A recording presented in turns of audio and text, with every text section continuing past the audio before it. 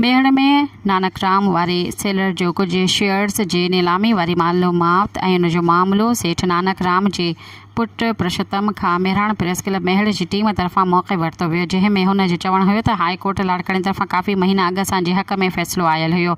त सेलर जा जेके बि कुझु शेयर्स आहिनि उहे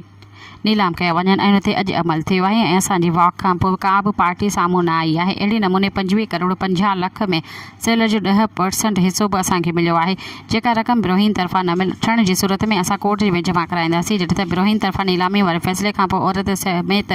सेलर जो मेन गेट बंदि करे सेलर जे अमले खे अंदरि जगमाल करण वारे सवाल ते सेठ पुरुषोत्तम जो चवणु हो त असां अहिड़ो इतला एसी खे ॾिनो आहे, बाक़ी उनखे कार्रवाई खां रोकियो वियो आहे ऐं पंहिंजी यूनियन अॻवाननि खे बि अहिड़ो इतला ॾिनो आहे त जंहिंमें बिरोही धुर सां ॻाल्हियूं करण जो चयो आहे। ॿिए पासे सेलर में मौजूदु बिरोही धुर खां मेहराण प्रेस क्लब मेहड़ जी टीम तरफ़ां मौक़े वठण जी कोशिशि कई वई आहे, मगर हुननि मौक़े ॾियण खां इनकार करे छॾियो आहे। कुझु माण्हू विच में आया आहिनि, उन करे असां हींअर सेलर जो गेट खोले एहतजाज ख़तमु कयूं था। अगरि सुभाणे ताईं असांजी ॻाल्हि न मञी वई त असां इंडस हाईवे बंदि करे सेलर जी ॿीहर तालाबंदी कंदासीं। सब्सक्राइब कयो अवामी न्यूज़ HD खे ऐं ताज़ा तरीन ख़बरुनि लाइ ॾिसंदा रहो अवामी न्यूज़ HD।